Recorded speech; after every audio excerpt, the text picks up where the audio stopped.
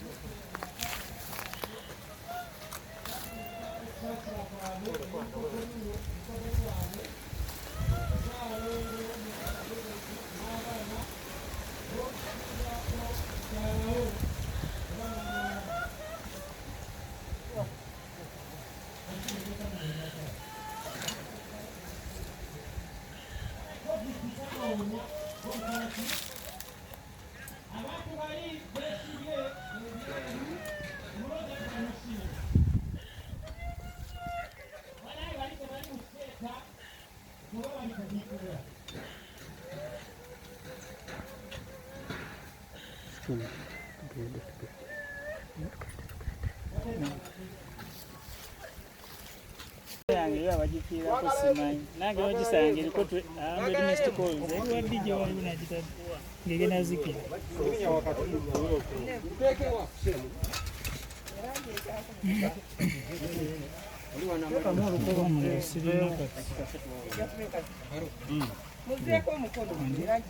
tunatukire Kampala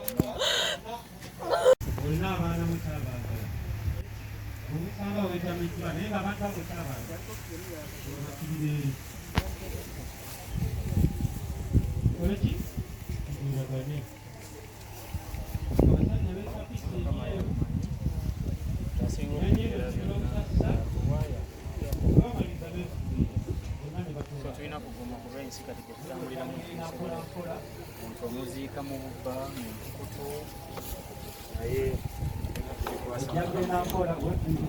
because losing we love to one and we just bury him like that. So God has to intervene ku bulamu bwaffe ffenna and our family. Very challenging, very challenging. Corona. Sara is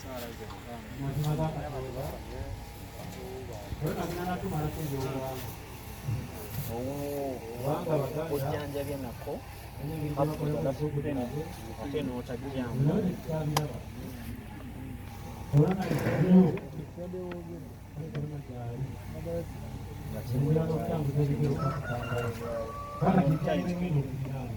oxygen wakulwanira awulira bulungi atawaana naŋŋamba nti naye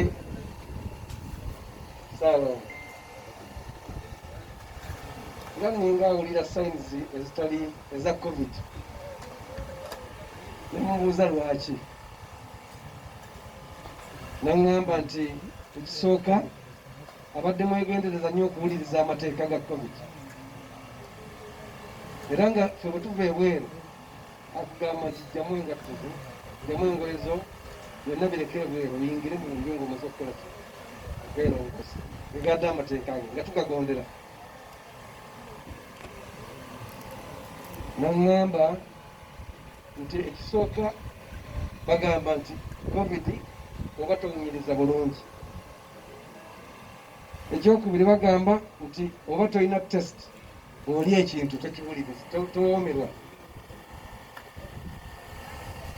nemugamba bwe kiri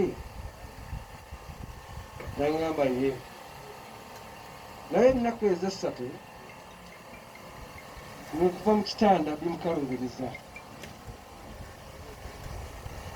era tumukakabukasi tuvuga nti ono omusajja mwana abe ng'ategeera bulungi ebyekisawo naga nti nedda olina okuvaayo ogendeko mu musana tambulako ajja kuyambibwa bw'aba covid ajja kukola ki ngeno bwe tweyeteza ebigundi ebisaka ebyo n'okunywa sandowsi lemon netugulayo naye eddagala libaali bagamba zinc ng'abikozesa naye embeera negenda mu maaso nga tetereera endakula ebbalaza yali yakolaganya eddala ne mutabani Mr. Lee yaŋŋamba ku ssaawa nga nnyo saa 5 n'ekitundu ez'ekiro naga nti enkya kaŋŋendeko ku Victorias bankebereko waliyo omusawo mukwano gwaffe bamuyita musawo Peter Doctor bwe bagenda ku Victorias ne bamukebera ne basanga alina covid omusawo oyo n'awandiika eddagala nali ndi awo Mr. Lee nga nkubira essimu nali maze okutuuka ku ofiisi yange naga nti dadi ebintu bitabuse naga nti mami alina covid yangu nga balina eddagala lyotuwandiikidde era saakola kintu kirala kyonna neŋŋenda ne mbasanga ewandegeya wange ndeeko ebigambo byenjoka sookera ddala ndeebaza bonna abategedde embeera eno yakuddewo munkumakuma nemumbeera kumpi munyamba kuba nti essaawa zino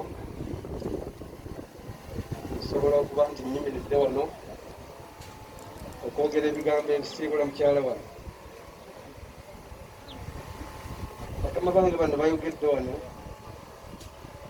bwe tuba nga tuli mu mirimu, mukyala wange ayinza okukuba essimu nga kinaana n'agamba oli ludda wa nga sitegeera wooli mu mbeera eyo, so gwe mukwano gwawadda nninako.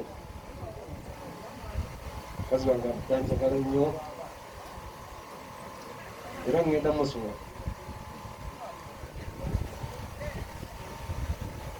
Ngenda kumusuba tazikawo.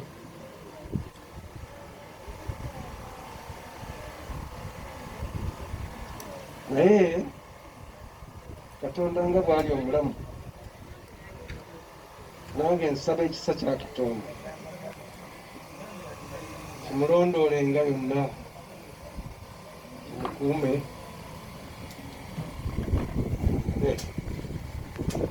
kubanga alwanya olutalo lwe aluwangudde.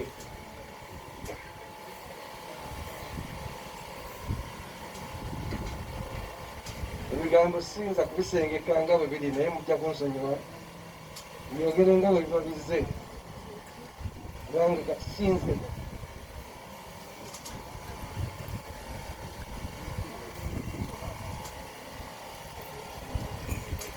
olwaleero olunaku lwakuna tuziika maama wa Sserugga.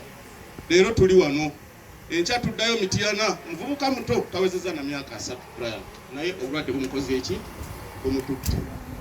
Bannange embeera eri mu ggwanga wano n'ensi yonna, ate ne Uganda weetuuse nga ffe mu Afirika kati ffe tukola ki? Tuliidinga, twesabireko. Bino tebiri mu byabufuzi nga bamwe babadde bakola ki? Babigamba. Ekirwadde kyajja kibunye ensi yonna, kati kiri mu maka gaffe gennyini, kiri ku ffe ffennyini, abalala muwakawona, abalala bakalwa. Basaba ne banyama abali eyo muwanguzi basiimye nnyo. Eyo neyanziza neyanzekese tusobodde okugoberera amateeka. Toyanziza nnyo, toyanzeeko. Mpozi bakungubazi bannange, kitalo nnyo. Amanya nze Kyobe Denis, nkola amaka g'omukulembeze w'eggwanga emanyinga State House. Nkola mu ofiisi ekola ku nsonga ez'enjawulo, naye kitalo nnyo, kitalo ddala. Ffe tusinga okuwangaala ne Ssaalongo, tumanyi obulumi bw'ayitamu, tubadde tuba naye n'engeri gye bawuliziganyamuko ne Nnaalongo ennaku ezimu ze tutasula waka, ezo zo nga yazigumira. Era waliwo ebiseera Ssaalongo w'amalira ddala wiikisi kumpi 2-3 nga tuli mu field tukola mirimu gya ggwanga nga wakatakoze eki takomyewo, naye nga owulira omukwano ku ssimu ogw'enjawulo naffe abamu gwe tutali.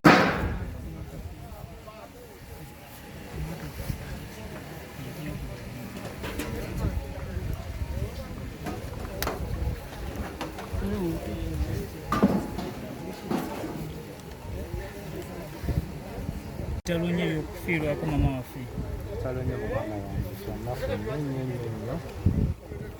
kyanaku nnyo okufiirako mama waffe. Netusaba Mukama atugumye, agumye batabani bange bano, obukula bwe butandikira. Tufiiriddwa, nange nafiirwa maama, bafiiriddwa ne tukyaliwo, tusaba bugume nti ate obulamu bweyongera mu maaso.